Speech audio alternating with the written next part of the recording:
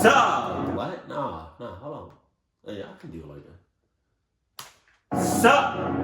Oh.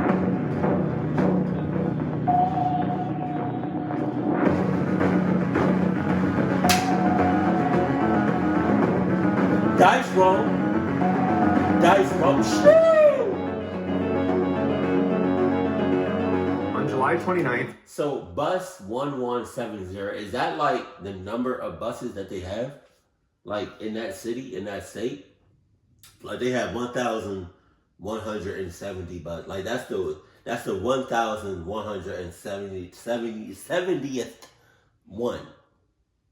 I would think that's a lot of buses. I'm not even going 1,100. That's a lot of buses.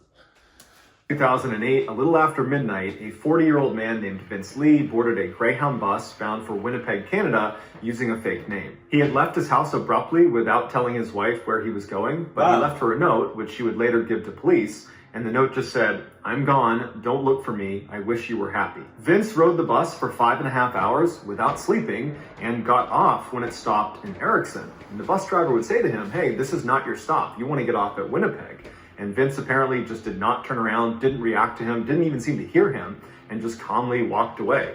And so the driver eventually just kind of shrugged his shoulders, closed the doors, and headed off. Shortly after the bus left, Vince was spotted sitting on a nearby bench holding a sign that said "Laptop for sale, $600. And over the course of the rest of that day and all night, Vince was spotted by multiple people not moving, not sleeping, sitting upright, looking straight out, not even blinking. The next day, on July 30th, a 15-year-old boy would approach Vince and offer to buy his laptop for $60. And Vince agreed, gave him the laptop for $60. Once the kid walked off with his laptop, Vince got up. What?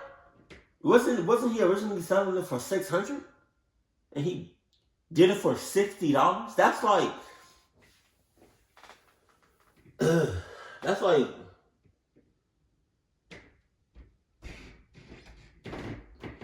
you sleep. That's like you asking for a Tempur-Pedic, but you got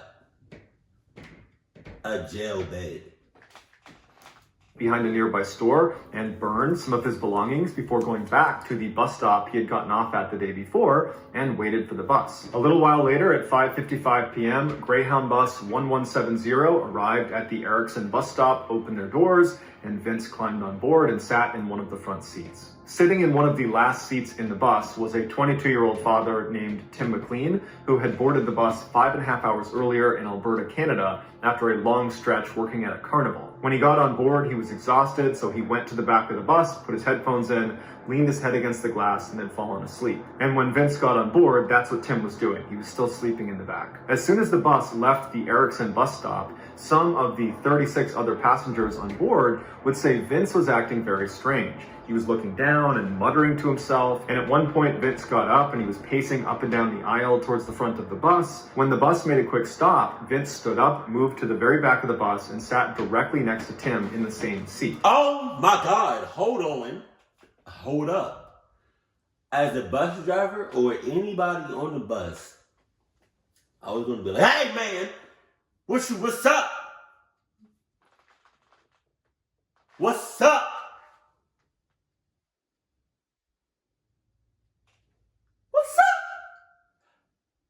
We not doing this today. Or at least not while I'm on the bus.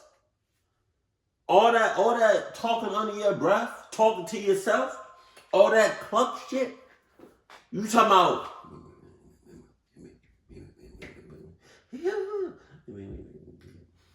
I need to hear everything you saying so I can be prepared to get off this bus. So when you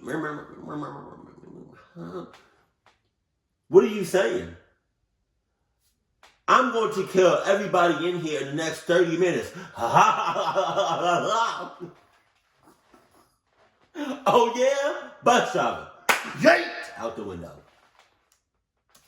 Tim woke up, turned over, looked at Vince, gave him a quick smile, and then rolled back over and fell asleep, unfazed. The bus started moving again, and then a little while later, at 8:30 p.m., Vince stood up and went to the bathroom in the back of the bus. And some of the other passengers noticed he had a large knife in a sheath on his belt. 5 minutes later, Tim is still fast asleep against the window. Vince comes out of the bathroom and he goes back into his seat, but instead of sitting down, he puts his right knee on his seat and plants his left foot on the ground right in front of his seat, so he's facing Tim.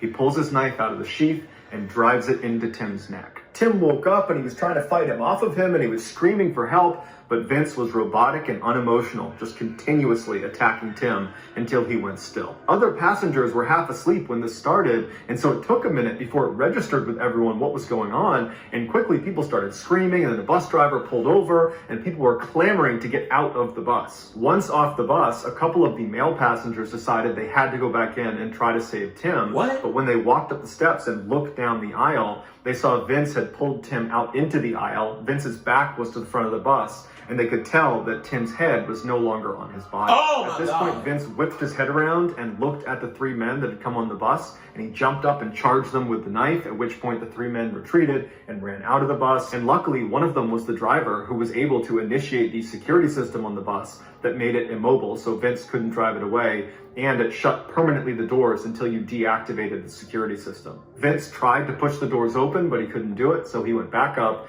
and continued to attack Tim's body. While waiting for the police to show up, horrified onlookers had to watch Vince as he continued to attack Tim, and in fact, at one point, Vince began eating Tim and actually held his body up to show them what he was doing. Finally, the police arrived, and after a standoff, Vince leapt out of one of the windows and was tased repeatedly and then arrested. Once in custody, he said he was sorry, but he also said the reason he did it was God was speaking to him while he was sitting on the bus, and he was...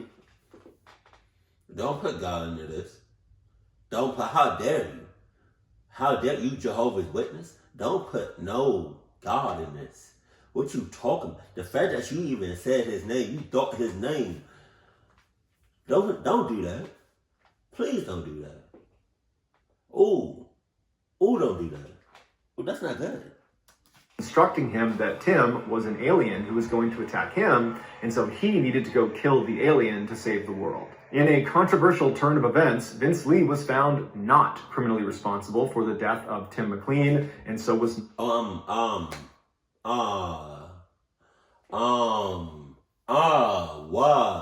What?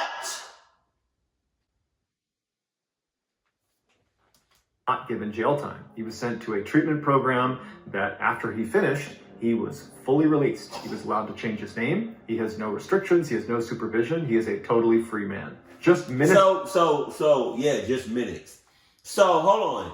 How many times are you gonna send this crazy ass mother clucker out in the world, back to the mental shits, back and forth, until you be like, oh, okay. Oh, he a cluck ass.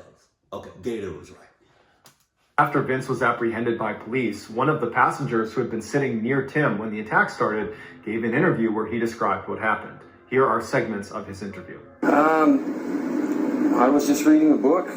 All of a sudden I heard a guy screaming. I turned around and the guy sitting right next beside me was standing up and stabbing another guy with a Rambo knife. Repeatedly. Everybody got off the bus. Me and the trucker that had stopped and the Greyhound driver ran up to the door to maybe see if the guy was still alive or we could help or something like that. And at that point, when we saw the head, we knew that the guy was dead. So then he saw us. He came back to the front of the bus, told the driver to shut the door. He pressed the button and the door shut. The three of us had weapons from the trucker's truck there, and we just stayed outside while he tried to get out the door. Telling him, no, stay put, stay there, don't try to come out. Some people were puking, some people were crying. The guy, he didn't care at all. He wasn't concerned with anybody but the guy. The guy that he stabbed was listening to his headphones and sleeping. I honestly don't think that the guy knew him at all. I think he was just really crazy. So that's going to do it, guys. If you found the secret in today's episode, let us know in the comments what it is and where you found it. So give us the timestamp. And if you're the first to do that, we'll pin you at the top of the comments section. If you enjoyed today's video and you haven't done this already, please put Icy Hot on the like button's deodorant, and then also encourage them to pet your dog because it's so friendly, but in fact, your dog isn't friendly. It bites anything that touches it. Also, please subscribe to our channel and turn on all notifications so you don't miss any of our weekly 3, 4, even 5 video uploads. Okay. So, I bet he was the same person Wait a minute. Hold on. If you want an interview where he described what happened, not criminally responsible for the death of Tim McLean, and so was not given jail time. He was sent to a treatment program that after he finished, he was fully released. He was allowed to change his name. He has no restrictions. He has no supervision. He is a totally free man. Just minutes after Vince was apprehended by police, one of the passengers who had been sitting near Tim when the attack started gave an interview where he... Okay, yeah, wow. So he's probably still out there. Or he's going back and forth between being out in the public and being treated. That's crazy. That's really crazy. Just send him to just send him to prison or jail. I don't really know what the difference is. And just have him in one of those isolated jumps, you know?